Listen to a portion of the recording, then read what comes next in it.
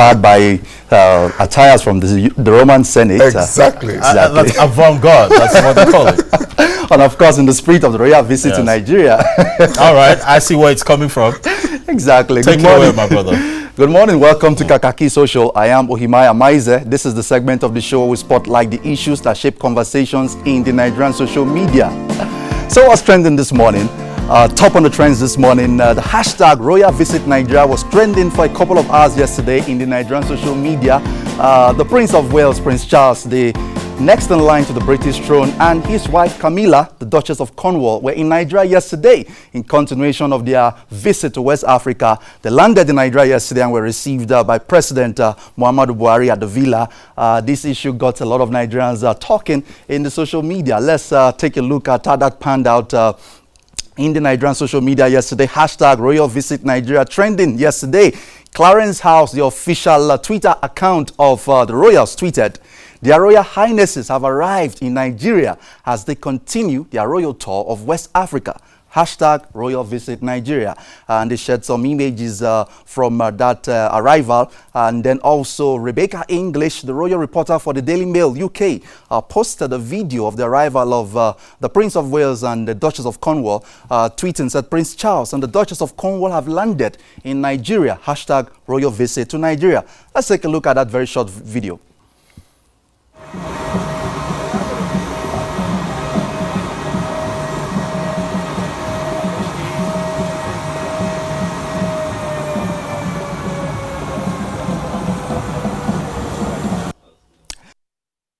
Courtesy of Rebecca English, royal reporter for the Daily Mail. And then the new media aide to President Buhari tweeted and said, "President Buhari receives Royal Highnesses, the Prince of Wales and Duchess of Cornwall at the State House, Abuja.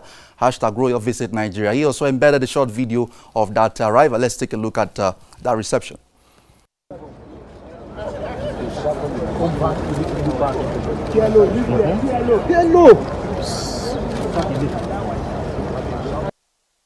And also the official hand of the Nigerian president tweeted and said, "President Buhari today welcomed their Royal Highnesses, the Prince of Wales and the Duchess of Cornwall to the State House.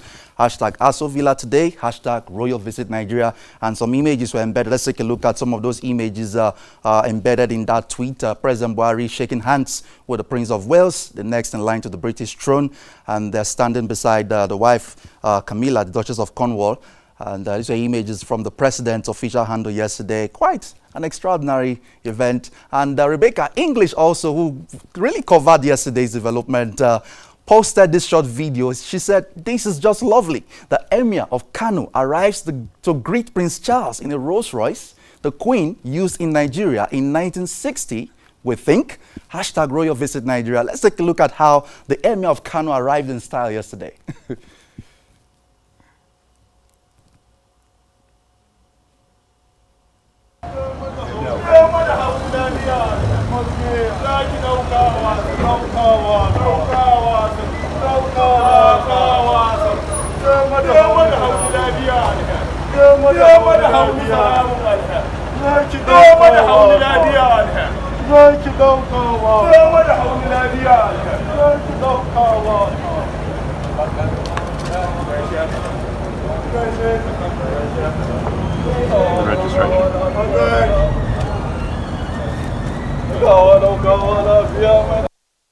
Trust the Emir of Kano, never someone to disappoint with pomp and circumstance. And still tweeting, Rebecca English posted a video, Prince Charles meets the Oni of Ife.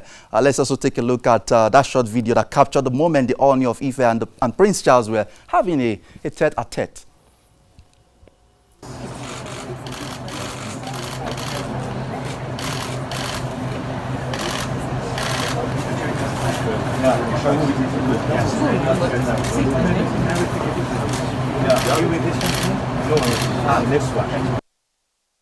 Okay, the UK Nigeria, the official handle of the British High Commission Nigeria, posted this yesterday saying their Royal Highnesses have planted a coconut tree in our High Commission grounds in celebration of the friendship between our countries.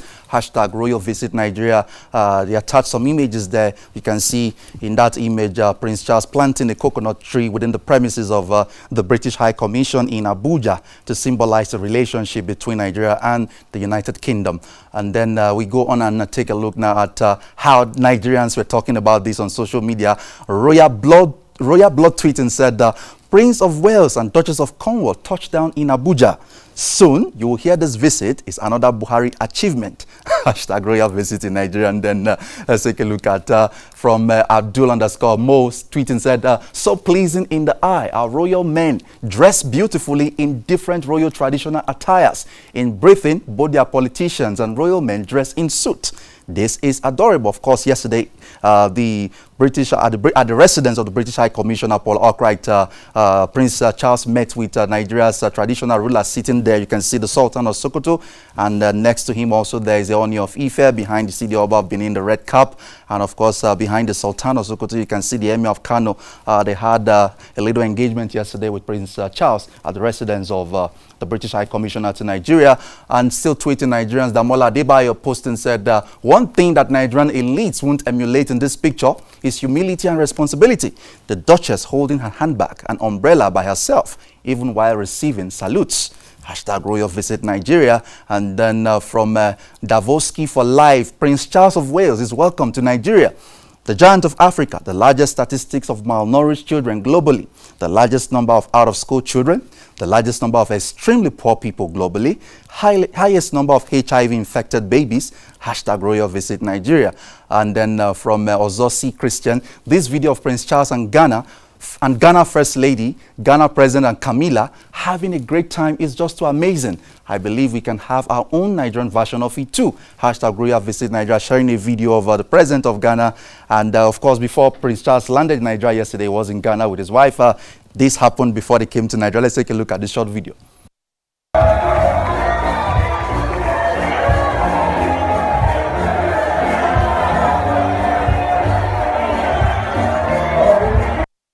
Prince Charles dancing with the wife of the Ghanaian president, Nana Akufo-Addo. And of course, the PDP, never to disappoint, fired some responses yesterday to the royal visit to Nigeria. We welcome British Prince Charles to Nigeria and urge him to caution President Buhari on the continued violation of human rights, siege on democratic institutions, political intolerance, and stifling of opposition and free speech in the country under his administration. They continued in another tweet that we saw yesterday. The PDP officially responding or reacting to the visit of Prince Charles to Nigeria said, we also call on Prince Charles to take President Buhari to task on his administration's cavernous corruption, disobedience to court orders, as well as its divisive proclivities, aloofness and insensitivity to the plight of Nigerians, leading to escalation of violence, etc.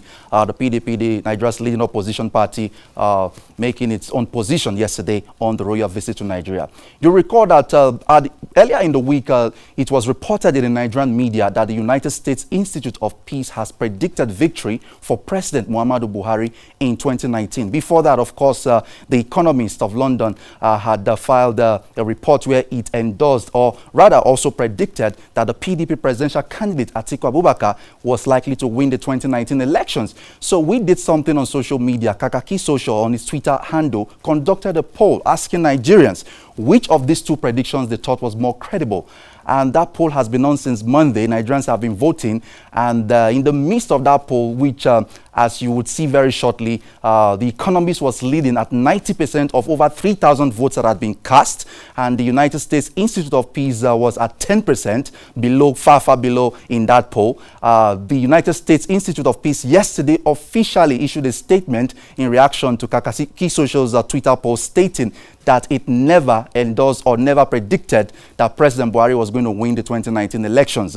Let's take a look at, apparently, it's fake news that was reported by the Nigerian media that the USIP had predicted a victory for President Muhammadu. But this was the poll we have been conducting. It's still on for one more day to go on this poll. As at this time, 3,265 people have voted on this poll. The Economist is leading in terms of the credibility, and the USIP is at 10%. And this, I think, probably forced the USIP to come out to say, we have made no prediction of the electoral outcome. please read our statement. Last night, they issued a statement debunking the claims that they had actually predicted victory for President Muhammadu Buhari. This is the official website of the USIP, and this is the statement headline captioned, "Correcting a media error.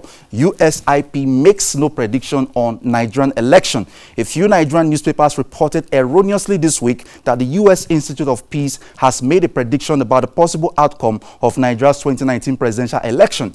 USIP never makes predictions about election outcomes and has not done so in this case. The Institute's work on elections is confined to helping nations avoid electoral violence. The USIP coming out to disclaim reports in the Nigerian media that were widely shared in the Nigerian media across this week that they had predicted victory for President Muhammadu Buhari. This was in response to a poll conducted by Kakaki Social on Twitter. That poll is still on. We were trying to ascertain the credibility of both predictions, the prediction by The Economist and the prediction by the USIP, which was purportedly said to have claimed that Buhari would win the 2019 elections.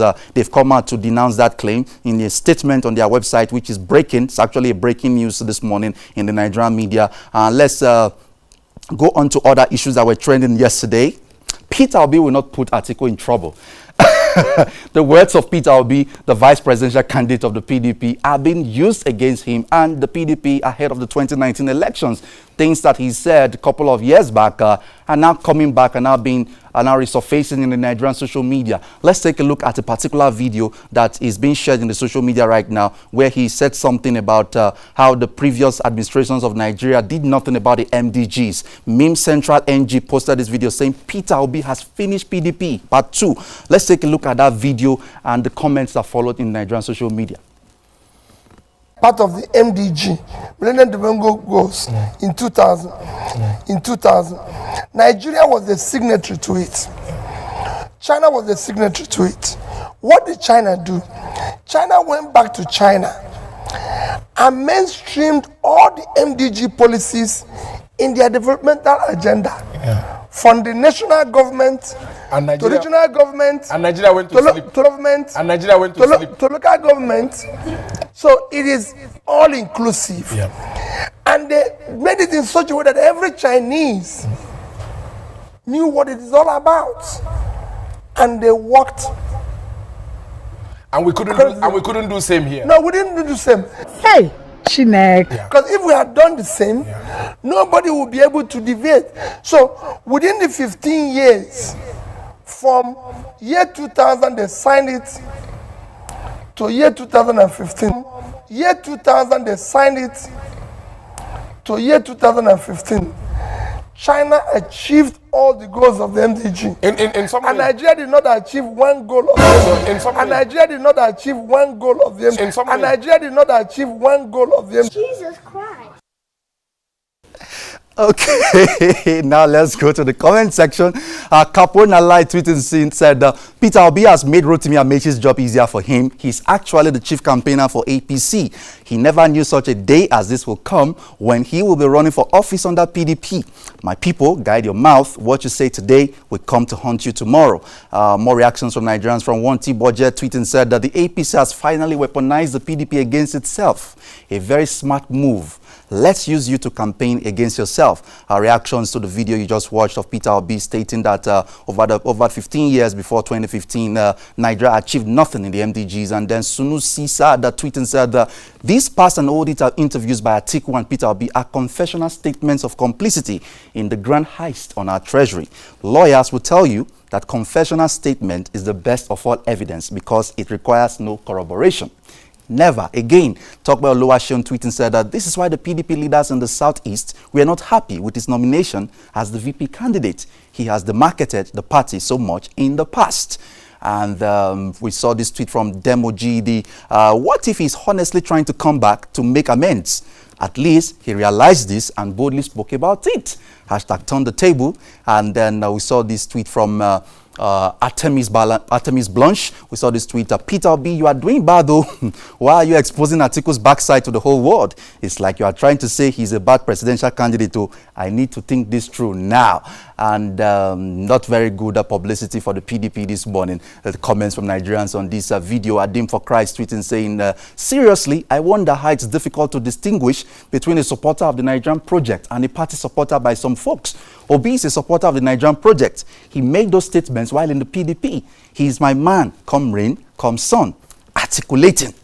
And from Annie 444266716, we saw this tweet. He indicted all Nigerian politicians, asked Oshomole, Fashola, and Amechi if they achieved MDGs in their various states. But Peter Obi achieved MDG in Anambra State.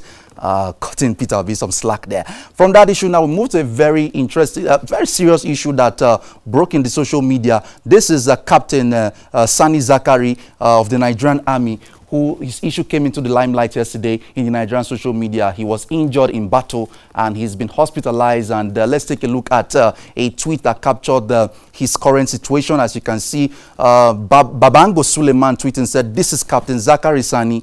He got ambushed alongside his soldiers a few months back in Benue by terrorists. He is the only surviving soldier. The first hospital he was taken to carried out wrong surgeries on him.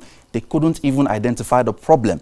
And let's take a look at more still on that matter. Tweeting said, for months, he is not responding to treatment. He was later referred back to Cedar Crest Hospital in Abuja by the army, where he's currently bedridden, still not responding to treatment, though it's a better hospital. His relatives were advised to take him out of the country. And then one more tweet from Babango Suleiman tweeting said, efforts to fly him out were in vain because Nigerian army refused. A family friend who is a federal member representing Sabongari constituency Zaria decided to speak to the chairman House Committee on Defense. There is still no positive result. This guy is dying.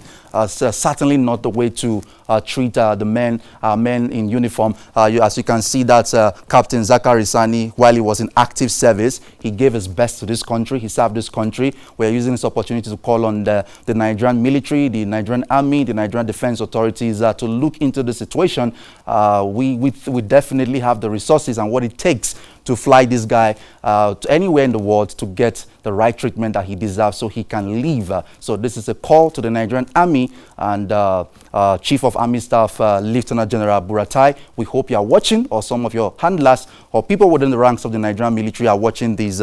This is an issue that needs to be addressed. Our soldiers do not deserve this at all. And from this issue now, we move on to the issue of the 30,000 Naira minimum wage, which was endorsed by President Buhari yesterday. Let's take a look at how that development generated some conversation in the Nigerian social media yesterday. President Buhari endorses 30,000 new national minimum wage. Nigerians are talking already about this. Let's take a look at the tweets that we saw yesterday in the social media on this matter from Nnamdi Ofonye. Tweeted said, from 1960 till 2018, which 58 years, all the successive governments have only increased minimum wage to 18,000 naira, but only PMB within 3 years has added 12,000, making it 30,000 naira. Yet the wailers are still wailing. On behalf of the lowest earning Nigerian workers, I say thank you, PMB. PMB getting accolades there. And from Yunus Abdullah tweeting at Yan_Lade, President Buhari approves 30,000 naira as the new minimum wage. During the time oil price was good, PDP-led government couldn't achieve this. But with less, PMB has shown his readiness for second term in office, PMB 2.0. And from Gimba Kakanda, give credit for the new 30,000 naira minimum wage in Nigeria to the working class. They fought for it. Stop making this seem like Buhari just woke up and found the heart to make their affairs easier. They were prepared to shut Nigeria down for this new wage. From Gimba Kakanda, who saw that tweet yesterday. And then from Babagana Ashraf, quick reminder, if civil servants receive 30K as minimum wage for 36 years, such person will earn 12.9 million naira. But senators receive 13.5 million naira monthly. Food for thought for Nigerian public officials. And then I greatly tweeted and said, this is Nigeria, where increasing minimum wage for the workers is such an Herculean task. But increasing it for the politicians by the politicians is so easy and quick. The sad part of this whole thing is that before the implementation of the Naira, 30,000 Naira, inflation has already set in. Well, yesterday, Deputy Senate President Ike Ekweremadu narrowly escaped an assassination attempt at his Abuja residence. Some PDP chieftains have taken to the social media to air their opinions about this development yesterday. From Senator Dino Melaye, who saw this tweet, just spoke to Senator Ike Ekweremadu. There was an attempt to assassinate him about 4 a.m. this morning. One of the assassins was arrested after serious wrestling. He has been handed over to the police in Apo police station. We are in perilous times, but God will continue to be God. And then we saw this tweet also from Peter Ayodele Fayose, former governor of Ekiti State. He said, in Nigeria, under the APC government of Buhari, assassination attempt was made on the Deputy Senate President Ike Ekweremadu and his family. We should all be worried. It appears that our security agencies are now more alive to the duty of invading NAS and residencies of its leadership. And also from Femi Fani-Kayode, the attempt to murder Deputy Senate President Ike Ekweremadu and members of his family earlier today is a despicable and cowardly act. I wholeheartedly condemn this great evil, and I call on the security agencies to bring those behind it to justice. And from Yaka Fanchan, Ndikato tweeting at Yaka Fanchan, I don't know why the devil has chosen our Ekweremadu to trouble this season. Ekweremadu has not left the PDP. I spoke with him even yesterday. He sent me a video of him with all the PDP logos intact. Now they are after his life. Please leave Ekweremadu alone, please. And then one last comment from Miss Kazola 1. First, it was Dino, and now they want to kill Ekweremadu. The last time I heard the word assassination in Nigeria was during the dreaded Abacha regime, and suddenly it has reappeared in our political space. Buhari, what is going on? If a DSP is not safe in his home, who then is safe? On this note, we wrap up Kakaki Social this morning. Please follow the conversation on our various social media platforms at Kakaki Social on Facebook, Instagram, Twitter. Subscribe to our YouTube channel at Kakaki Social. I am Ohimaya Maize. Kakaki Social returns tomorrow morning at 8 a.m. Handing you over back now to Shola Anu TV. Well, interesting views from Nigerians on social media there. Lots and lots of things to talk about. Well, something of interest. I like that that ride.